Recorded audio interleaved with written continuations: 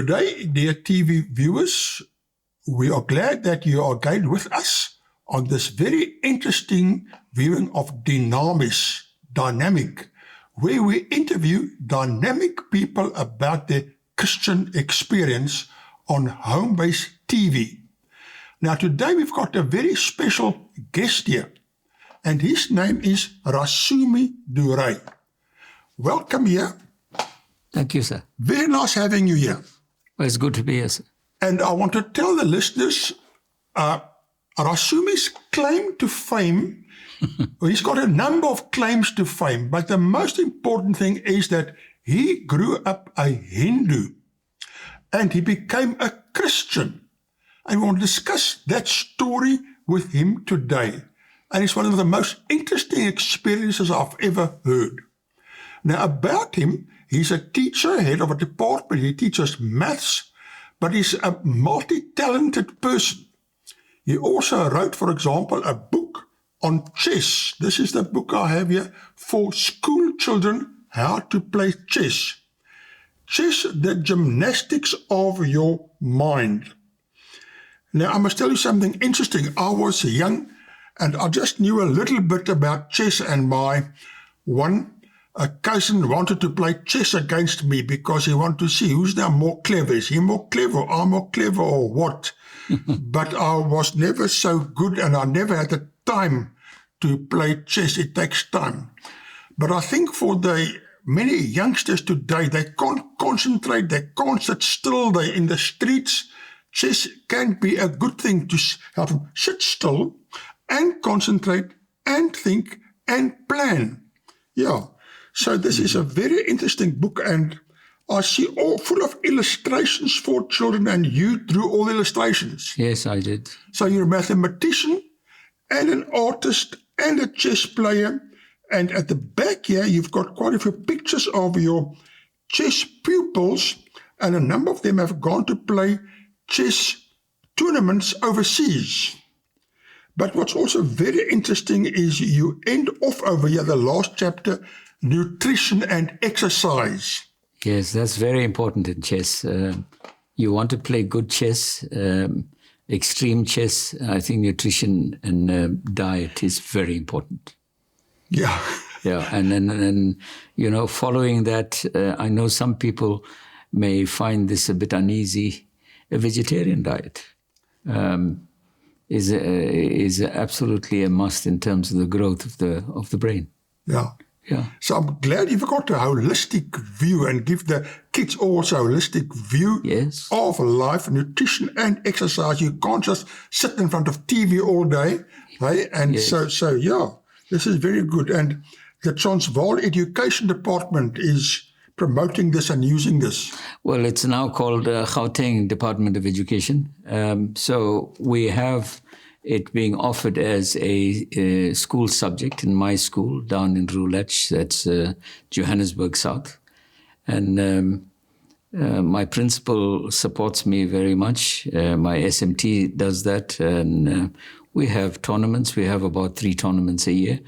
And we're finding out that children who play chess, they're improving in their results in mathematics, in linguistics, in English and in Afrikaans, and also the natural sciences. So there's a project that we are dealing with currently where we're plotting the results of the chess players with the, when they play chess. Mm. So we are very optimistic. We're happy about the results. The results are improving in leaps and in bounds. That's fantastic. Yes. I also read here that in many overseas countries, chess is a school subject. Yes. I never knew that. I knew it was kind of an extracurricular club activity, whatever. I did not know that overseas it plays such a big role in education as well. Very interesting, I must say. And if any of the listeners want a copy of this book, contact Homebase TV. Homebase TV, the phone number may be on the screen over there, or just look up on the internet, Homebase TV, or phone me or whatever, and we can get you copies of this book. It's really a very well-written, interesting book, and covering all the basics. Yes, from the the very simple, and then we touch on the complex, then we get into strategy and so on. I like it because, even a teacher or a parent can self-teach himself or herself, let alone, the learners also. I'm talking about learners that are children, who will also pick up easily because it starts from A and ends off at Z. So I'm happy about the contribution I've made in this book. That's wonderful, yes. Well, we haven't come here to talk about chess today. We've come to talk about more important things. Yes. And that is about you as a Hindu and becoming a Christian. That's a very major mindset because Hinduism, it's part of your culture, part of your tradition, part of your lifestyle, part of what defines you. And to change that to Christianity, which is a totally different religion as such, and accept Christ, it's a big thing. Yes. And that process, now tell us about that process. I also am involved here with a program. We do a program once a week. It's in Afrikaans called Godsdienst en Koerante, and we look at all the newspaper articles about religious matters. And quite often there's Hindus and there's pictures in newspapers about Hindus worshipping idols or certain of these, people over there. And I know that there was one report about 2-3 years ago about a court case because one Christian in Durban area said, yeah, but Hindus are idol worshippers. And they said, no, they're not idol worshippers, but actually they are. But now tell us about your life, your growing up as a Hindu and your whole experience becoming a Christian. Okay, I must set the foundations upon which I grew up. I was born a Hindu, brought up in a very strong faith where my father was associated with Mahatma Gandhi. How was he associated? He was the one that obviously he was very close to him, and then when Mahatma Gandhi was assassinated, my dad was the one that performed memorial services for him. In India? No, in Miami Beach, Florida. And I have newspaper cuttings regarding that. So I'm coming from that background, a strong, staunch Hindu background. And I was brought up to go and study Tamil whilst a little boy. Primary school. Tamil is a language. It's one of the Indian languages. You get Tamil, you get Hindi, you have Telugu. So Tamil was one of the dialects that I had to study. And, I went to Tamil school, over and above my Tamil English school. Tamil school. Yeah, in South Africa, in our public school system. Tamil school, yeah. A Tamil school is where you study the letters of the alphabet, you study the language itself. Yeah. I think it's about 216 letters of the alphabet. I could read and write Tamil. I can respond in Tamil. I could understand my mum speaking to me. So actually my mum taught me the language before I could even go to Tamil school. So, and she was not one that would read. She couldn't read, English. So, but Tamil she could. And I enjoyed that. Come back from the Tamil classes and, we would go through some of the stuff and she would be very, very proud, walk with a massive gait and say, what, this is my son, So I enjoyed my time, and when it came to prayer life, you had the lamp, we would call it the God lamp. And obviously, just outside our flat. What would the lamp do? What's the lamp? The lamp is where we would go and, 2 hands pray to it, or we would offer sacrifice with a candle or a lamp. All right, let me explain myself with regard to the lamp. A lamp is like a throne, shaped like a kingly throne. And that is our perception of God in the home. And we would pray to that. And obviously there's a wick there. You'd put some oil in there and you light the lamp, just before sunset, and then you put it out later. Obviously on a Friday, Mum used to just wash the lamp, put brasso, because it was brass stuff. Wash it, put the brasso, and then shine it up. And just before sunset, she would know, we would have this so-called Lakshmi will come in, which today is circles, they'll call it, the Holy Spirit being ushered in. Lakshmi. Yeah. So that's the Holy Spirit in Hinduism. And so what would happen is the lamp would be lit, the house would be clean, and then, that's how we worship. We were brought up like that, and it was a regular thing. But obviously the washing of the lamp was very significant because it leads me into the next part of the story. But that we will handle it when we get there.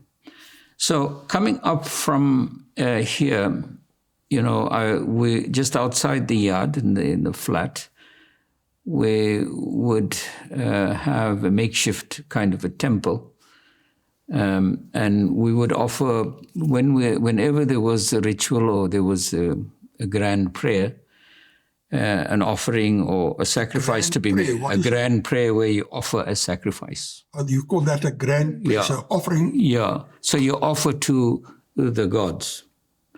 And in my case, just outside, we had, 3 stones, and they were smeared with, 3 chalk lines, if I may put it. So that designated, the Hindu Trinity. Oh. Yes. So it is against this backdrop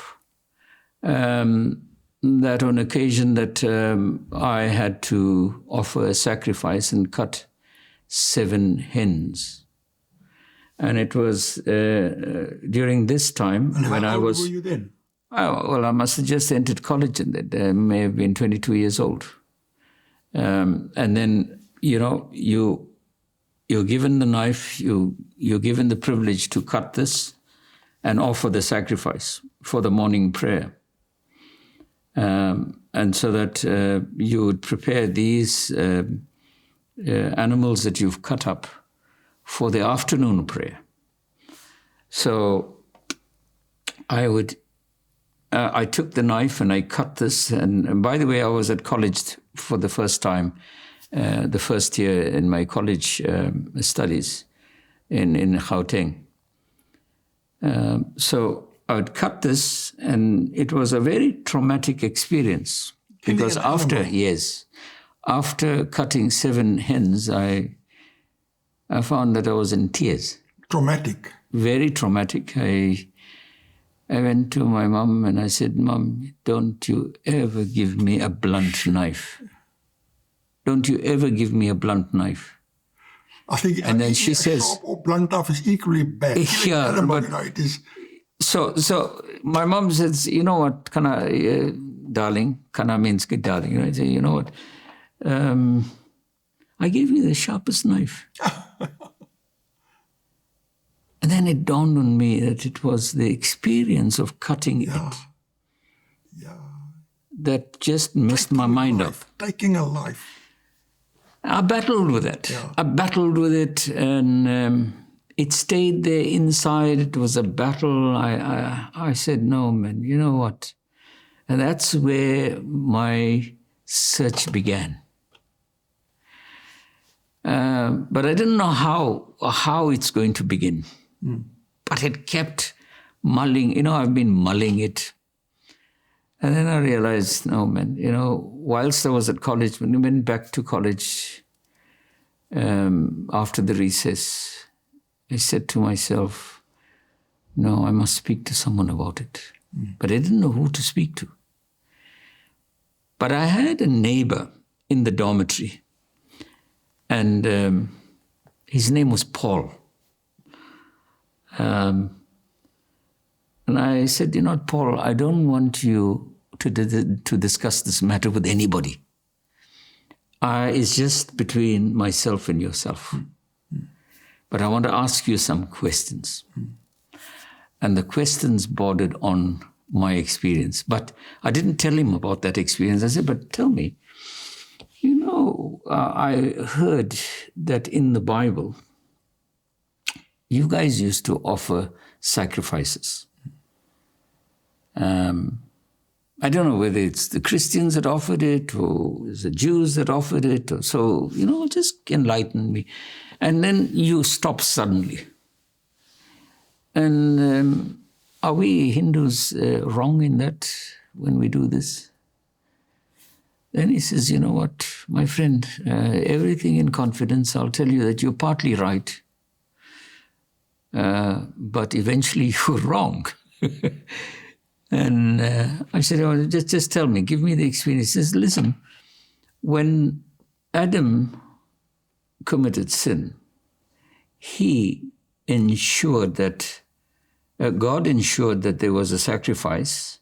He wanted man to confess his sin upon that animal. And that was given in generations to come. Cain got it, Abel got it, and so on. But I asked him, but you know what, please, just tell me the straight answer. I don't want to go through a whole sermon, preaching. He says, all right, look, I'm just giving you that this is the lesson that each generation had to undergo. They had to learn. And but the catchword is this, that God did say that there will be a lamb that will eventually die for the sins of the world, and he will be in the name of Jesus. He will be in the person of Jesus. And then that's when all the sacrificial system and everything will be, will come to an end. So I said, okay, fine. And then we used to have a lot of chats about this. And I thanked him for it and mulled it, kept it in my heart. And I said, okay, fine. But I kept being weary and telling him, listen, I don't want this discussion to go anywhere. Right? It's just between myself and yourself. So what he'd done was that he managed in one of these discussions, he managed to place a Gideon's Bible in my room. Slipped it there, went away. And I took that Bible and I put it in my coat pocket because we had to, the following month, I think, we had to go into practice teaching. And we go to the school to teach. So I said, no, I'm going to find this an opportune time when I'm in the bus and when all the students are gone to this, the student teaching practice. I'm going to, read this. And I'll read it at my leisure. So on occasions, I used to read this. But hoping that nobody will see me. And I would read, and he would tell me, Paul would advise, secret reading. Yeah, secret, no one must know, nobody. And then, Hindus reading a Bible. Yes. So long story short, this guy advised that, you take read the Gospels, read the first 4 books of the Bible, and read about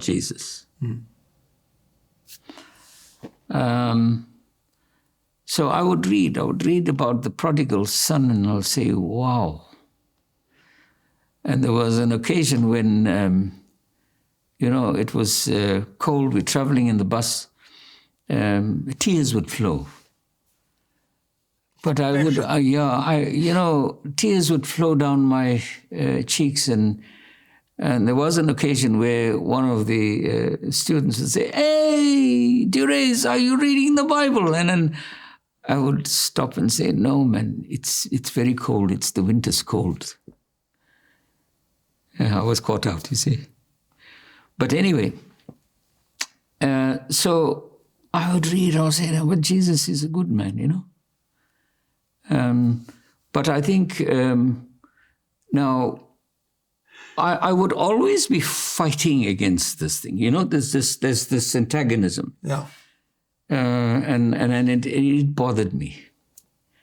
So I'd keep that, and then in my own talks, I would go and sit on my bed, and I would say, "You know what, Lord, can you reveal who you are?" Oh, that's a dangerous question. It was a dangerous one, but I'm searching. The Lord may answer that. And I must say to you that it is, as you said, a dangerous question.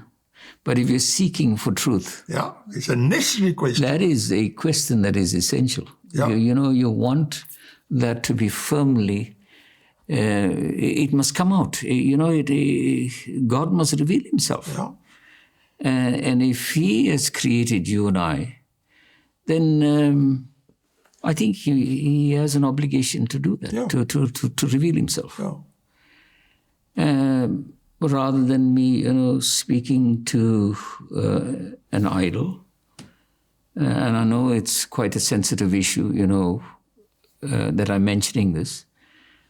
But the idols don't talk back. So then, quite a few times I've asked, the Lord, "Listen, I'm seated here, I'm cross-legged on my bed. Please raise me, just levitate me. Because this is what I'm hearing, but I don't have evidence for that." So even if there was evidence, I would still have to consider that. Because I'm a science student. I know science tries to create God, or does science also tries to negate God.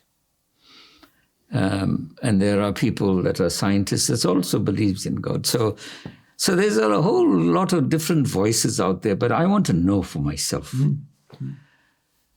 And a couple of months went by, and then I said and one of the afternoons, I fell off to sleep, and then I was startled. I see the presence of Jesus in my room. And I look at him. He looks at me and says, "What do you want from me?" I asked him. He says, "No, I want you. I want your heart." He's pointing to his heart. "But I want your heart. I want you." I said, "Well, why do you want me? I don't know you." "I'll make you know me." And I was like taken aback. And I'm fighting the spirit, and then he disappears. And now that is now really puzzling for me. What is this now? What's the meaning of this? There are many stories of other faiths, Buddhism, especially Islam, Yes. where they say in a dream or in a vision or reality, Christ appeared to them. They were seeking, and they got this vision or dream or appearance of Christ. Yes. So I believe that when a person is seriously seeking, and especially for other religions, that Christ will appear to show you the way further on, discover the truth.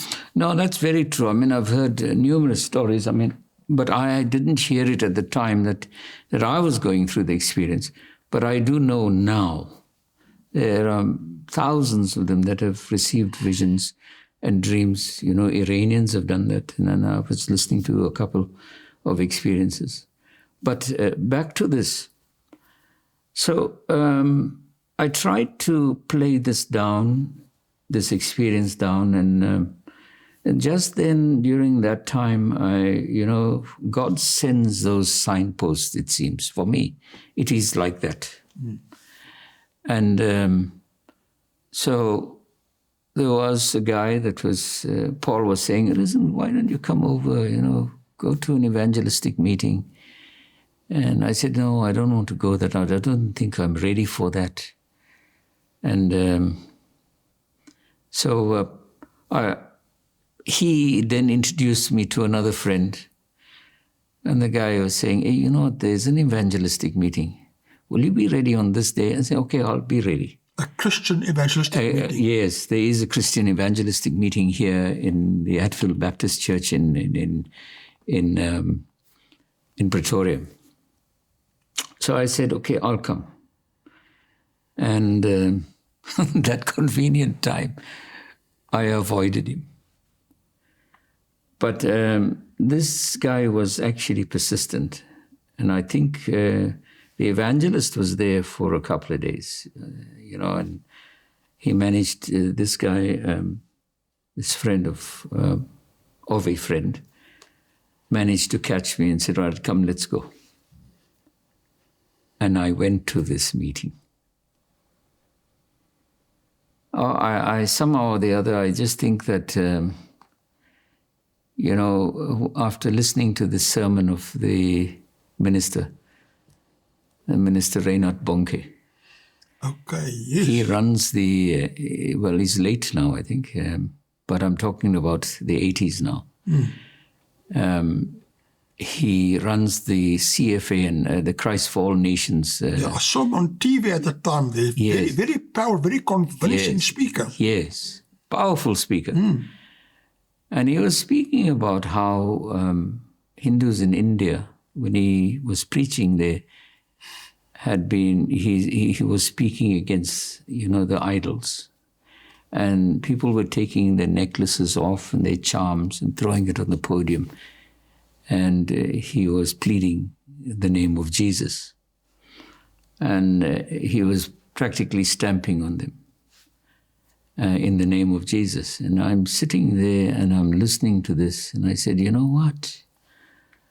I am going to catch this minister. I'm going to kill him. Aye. After the meeting. Really, I said to myself, and I'm fighting with something. I said, you know what? I'm a Hindu, and I'm an honest person, and I'm seeking for God, and that does it. I'm waiting for you after the meeting. Because I really felt that, fine, I used the idol to focus. And what is this guy condemning like this? And then I'm having this battle, and then he says, come to the altar call. Come down here to the altar call, and, we will offer the sinner's prayer, and you accept Jesus. And I said to myself, after saying all of that, you're going to get me there to the altar call? No ways. And then he continued, and there were whole groups of people walking to the front, going to the altar call. And I was mumbling things, and I said, you know what, I'm waiting for you. I'm going to come for you. I was very angry. And he continued making that appeal. Mm. And I observed, I said, hey, there's nobody going through. What is this guy? And I'm fighting this, I'm saying this in my mind. Mm. And then suddenly he says, there is somebody here who's being held by tradition. And I, leaned my ear to that. I said, no, I think there's quite a few in this audience. He's most probably appealing to a moving target, so to speak. But he continued, he says, there's somebody here that is being held by tradition. It's got a whole lot of things that he needs to unwind from, but God is speaking to you. So I was telling myself in my head, I said, you know what, if God wants me to go there, he must be powerful enough to engage me where I am, not at an altar call. And then he says, well, I'm offering you, I'm appealing to you, come and accept Jesus, give him your life. And I would remember the chorus that was sung, come unto Jesus, give him your life today. And I'm telling myself, for some strange reason or the other, with this battle that's going on in my head, I said, you know what, with all the experiences that I've had, God has, spoken to me there when he came to me in that dormitory. Then, just before that, a friend, my neighbor, gave me a Bible, and what is all of this? The tears streaming down my cheeks. And then the other question came in. What am I going to tell my family? This is the thing now that is, yes, tradition. Yes, he was speaking about the tradition issue. You're being held back because of that tradition. And what about my heritage? Your family ties, right? Yeah. Forsaking your whole family. Yes, and then, and then not keeping to the family script, so to speak. And the most amazing thing happened, he says, take the first step. God will do the rest. And I said to myself, I'm taking the first step. And in saying that, I took the first step and I said, here goes my heritage. Here goes my heritage. Just like that. And I go to the front. To the altar call. The man must have waited another 10 minutes, I think. And then he begins the prayer. He begins the prayer, and right next to me, you have to repeat the prayer. The man right next to me, I think, came out of hospital. He's got his one eye jack, and he starts wailing. And I'm not familiar with this setup. It's the first time I'm coming to a place where there's going to be prayer offered, and then now there's this wailing sound. And then I see another woman that comes in with a crucifix. And I'm telling myself, we just came from a sermon that was saying something about idol worship. And then this crucifix. And then this lady comes in and tells me something in a babbling tongue. Says, repeat after me. And I said, hey, I don't know what you're saying. And when I had said that, I fell to the ground. I got up and said, hey, Russ, you don't smoke, you don't drink, what is this? By that time, she'd done her round. She'd come right around. I got up and I prayed the sinner's prayer. And when the lady did the round again, she came the second time around. He says, come now, I told you, repeat what I'm saying. And she was babbling. I couldn't understand these things. I said, I don't know. I don't know what you're saying. And this time I was disabled. Oh, yeah. I fell and I couldn't get up. I'm battling to get up. Until 4 men or 6 men carried me, took me to a place. There was another mini kind of a tent, and they started praying with me. But I was still on the floor. I was aware of what was happening around me. But I'm disabled. I just, like I'm crippled. And these guys are praying, and they're telling me, you know what? Why don't you say you love Jesus? And I had difficulty saying that. I had difficulty. It was a big thing. Say. Yes, and then I'm trying. He says, just raise your hand and say that you love Jesus. And then I'm telling them, you know what? I can't even raise my hand. There's a rock here that's on my chest. It's tramping on me, and I don't know what's going on. And they continued praying. Now, I had a shower-proof jacket. All I was doing was I was just crying. I was crying. And I couldn't understand this. I'm battling with something, but I don't know what it is. And the guys are telling me, just say you love Jesus. And I am saying, I love Jesus in a very reluctant manner. And when I had completed that phrase, I love Jesus, for the second time, and I felt a whole burden just leave me. Oh, yeah. And another thing is that, it's like scales that fell off my eyes.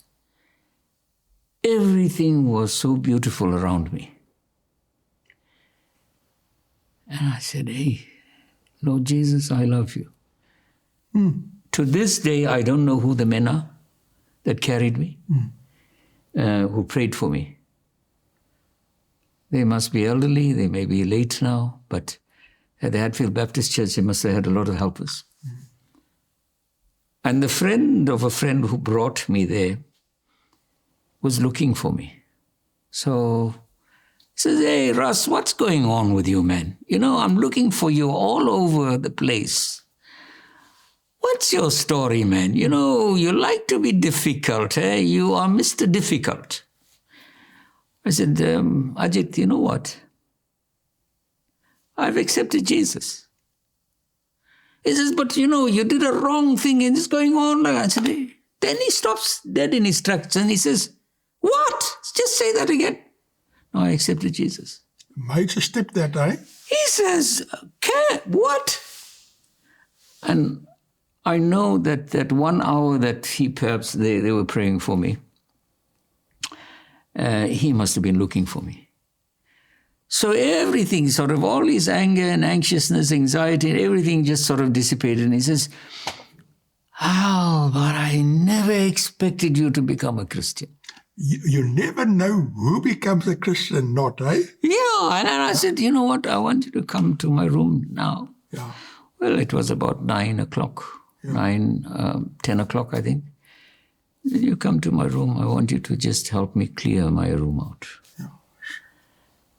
He says, but I can't believe it. I said, well, neither can I. Yeah. But you were searching for truth, you see. You had been reading the Bible. There's a build-up to this. Yes. It wasn't just a quick fix there. There was a build-up of searching, asking God, show me, teach me, let me know, and so forth. Yeah. You can run, but you can't hide. Yeah. It was just avoiding coming here, saying, no, I want to avoid this. And, run here, there, and everywhere. And even though there was a direct interaction with Jesus himself, you see that the Lord just was speaking and speaking and speaking. His word is not in vain. When he speaks, if he wants you, he wants you. That's it. Yeah. You must just answer and listen and Yes. be prepared to follow. So went back to college, got this guy, and now I asked him along the way, I said, tell me, how do you pray? He says, no, just talk to him as you would talk to a friend. I said, oh, okay. And then I started fellowshipping in the church that he was in. Just tell me, you went to the room to clear out the room. Clear out the clear out pictures of, so-called, gods. The pictures of the Hindu gods. The Hindu gods, yes. And clear that out, clear that lamp out, so that I could have... The prayer lamp where you pray. The prayer lamp. So that, I won't have any hindrances. Did you have any idols there or pictures? Or No, I had pictures. I had pictures. I had pictures, if I may say so here. The god of Saraswati. Saraswati is depicted with 4 hands. Each hand denotes a particular kind of a blessing. Wealth, and so on. Wealth, power, and so on. So different aspects of it.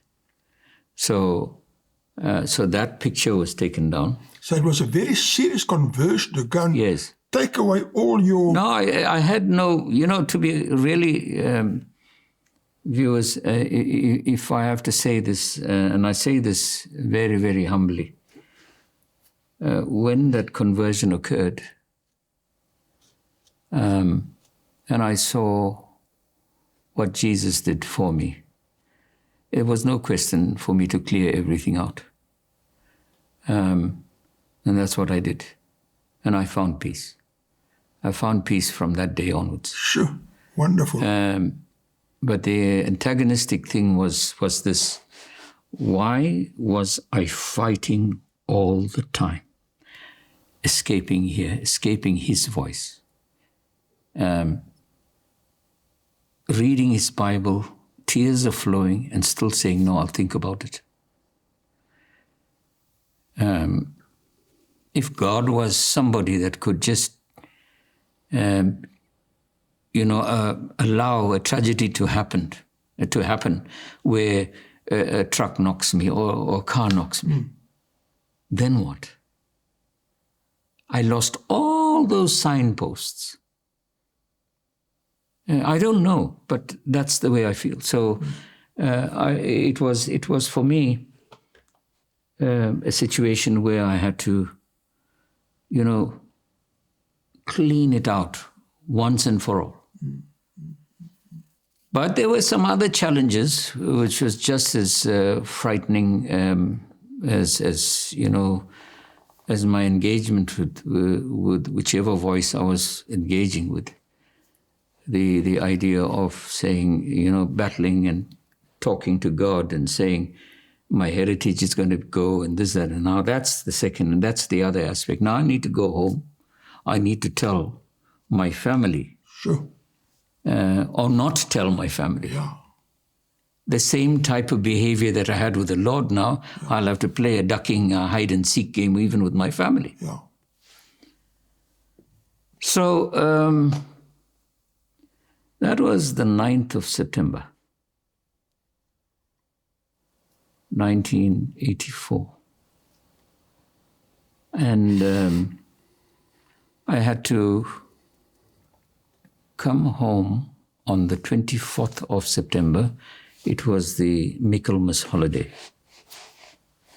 And that's the time when you do a ritual, a prayer for the dead. The name of that prayer is the Malyam Pacham prayer. So our forebears, the pictures are put on display with all the different varieties of food. It's vegetable, and then fruits and so on. And now I'm home down in Durban, and Mum I know what's going on in that room, in the lounge. Everything is set up nicely and whatnot. I'm in my room. I can hear, I'm walking in and out and I'm checking, okay, they put this thing in place. And I know that they're going to call me. Mom is going to call me to break that coconut. The coconut, that ritual to appease the dead. And obviously you break the coconut, it must be broken in half. And you break off the edge of the coconut. That little skin that's in the end. So then my mom, I'm battling with this idea now. What do I tell my mom? Major issue. And then she comes and she tells me, okay, we're ready now. Come and break the coconut. Yes, what I need to relay now is when I had come home after accepting Jesus, I had to come home, and that first experience with my family would be of note, to speak about. Yeah. Is this. People at the church in Johannesburg understood that, I'm going through this experience, that I am going home and I need to tell my family. It's a major adjustment, a traumatic adjustment. Yes. It's So now the lady, an old lady, must be about 85 years, she's late now. She says, you know what, my brother, when you're going home, before you knock on your door, you must plead the blood of Jesus. And I did just that. 2:00 in the morning, the school taxi, the guys would obviously run a taxi and we'd come in that late. Got into the house. My youngest brother opens the door. We hug each other. Now, normally when I come down, it's all, fun. Everybody's up and about. But that particular morning, my brother is awake, youngest brother. And I hug, we kiss each other. And now I'm sitting with luggage that has Christian literature. How do I offload this thing? Yeah. So my brother, in the meanwhile, goes to the loo. And I managed to see, okay, let's see, what do I do with this? Amongst my clothing, take the books and, hide it, can't hide it. And then I'm paging through one, and then in the act, he's done with his toilet story. He comes out and he says, he looks at me, and this is the question he asks me. Are you also a Christian? Because he'd read some of the literature that's there now. And I quickly told him, the first question was, when did you also become one? Unusual surprise. I was like, man, he was still in his scans, and he was saying, you know what, I said, just dress up, let's take a walk outside. Because we are in whispers now, all 5 of us are in the same house. Got up and he says, you know what? We got outside, 2 mad brothers, 2:00 to 2:30 in the morning. We are walking in the streets of Shellcross. We're heading for an aunt who's the only one that's a Christian from the family who's been an outcast. An outcast. That means when she became a Christian, no longer accepted by family, looked down upon. Yeah. But now, look, after so many years, family is accepted. Yeah. But the point is, at that time, you're considered an outcast when you deviate from the faith. So we got outside and then I said, Roy, that's my brother's name. What happened here? Yeah. And there are some sensitive information that I'm going to leave out. But I hope you understand why I'm saying that. There was a lot of persecution in the family, coming from, inside the family. And my brother said, you know what, every time if I went somewhere, a spy was put out as to where I was going. And with all of that was happening, he went on his knees. He says, I went on my knees and I told the Lord, with all this persecution, if this is the life you think I should be leading, with all this these cunning, punitive measures that's being, I'm being attacked with. Picked on. I'm picked on. I'm ostracized. Yes, and in most cases violently. Then this religion is not for me. Because it's troublesome. And then this is where he says, you know what, about a week ago I said this to the Lord. I said, you know what, if you don't get a member of my family in the faith, then I'm done with the faith. Sure, boy, eh? And I said, yeah. And then he says, but you come in now. Yeah. You tell me you accepted Jesus. Yeah, sure. And I said to him, you know what? It was easy to break one matchstick. Now we're two matchsticks. It's going to be very difficult to break that. You've got support, Christian support, family support. Yes. And that happened, on the 24th when, maybe the 23rd of September, during the Michaelmas holiday. And then I think in the course of that week, this Malyam Pachyam prayer, I had to sort of participate in it. But I had to be the leader in that respect, where Mum is now saying, all right, we're ready now. So come and break the coconut. And I didn't know what to say. All I could say was this. This is what I said. Out of my head, I said, see, Mom, you know what? I'm fasting. And I remember she's saying this in Tamil. That's the language that we understood, and then she interacted with us. She said, "Nee oru Christakar."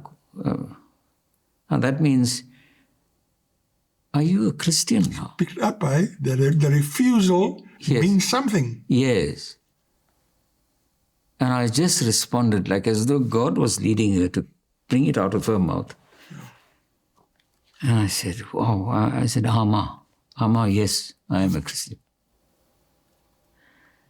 Oh, all hell broke loose. She started crying. She said, who's going to read the books your father has in this cupboard? Who's going to, carry the heritage? See the heritage issues coming. And I said, Mommy, you know what? What we're doing is not right. And then she got very hurt about that. She says, what is it that we're not doing right? I said, no, we can't worship. And I said it, idols. She says, yeah, that's what happens when you become a Christian, you start going against your own religion. And that hurt now, My mom, she's my mum and, it's a heritage. And I said, well, there's no other way to say it. And I'm telling her, you know what? Jesus rose from the dead. When we die in our religion, we're not going to raise from the dead. And she says, you know what? There are people that rose from the dead. I said, no, Mom. You show me, tell me. Let's read the scriptures, tell me, show me where. Where does it say that people rose from the dead? I don't want it to be. But by that time, things got so hot. And long story short, everyone came to know about it. And there was lots of antagonism in the house. And they start outcasting you, or they do? Yeah, look, there were certain things I don't want to mention here. But fortunately enough, I had to go back to college. So, that was a kind of a reprieve or like a kind of a rest, So it went on for about maybe 3 months or so, or 6 months. This kind of antagonism, and Mum would say, all right, you're still my son. And I said to her, you know what, when we'd call each other, or they would call from home. And I'd respond, you know what, yeah, you're still my mum, no matter what. And so slowly, where one was antagonistic to the faith, we would go home, we would tell the stories of the Bible to her. And she would listen. She won't be antagonistic to it. Until such time she would come to a place where she says, listen, I know that Jesus is a God. It's making progress, right? Yeah. That at least is an acknowledgement. It's a step forward. Yes. So, but when I die, I want to go my Hindu way. So I know at that time I said, I don't know what to say, but you know what? This is in God's hand. Yeah. From where she was, where we were, and what limited experience, whatever I couldn't see. Yeah. I couldn't see, but God would show it, Yeah. Who am I to say, you know what, she's wrong? Yeah. But, the issue of so many gods was crossing my mind. Mm. And, you couldn't, try and put things together with that type of confusion. Mm. And so, yes, and Mum began attending church. A Christian church. Yeah, by the way, it was the Seventh-day Adventist church. That's most interesting. But you know what, my dear brother? It's already 1 hour. It's past 1 hour we've been talking. Can you believe it? Yeah, you can sit and talk about the Lord. Time, time is something. Man, that's how it is. We'll have a second session. Okay. So you come back. We have a second session to continue this whole story. No problem. It will be an exciting second session. Yeah. So, dear listeners, look at your second session for a continuation of this most interesting story. See you next week again.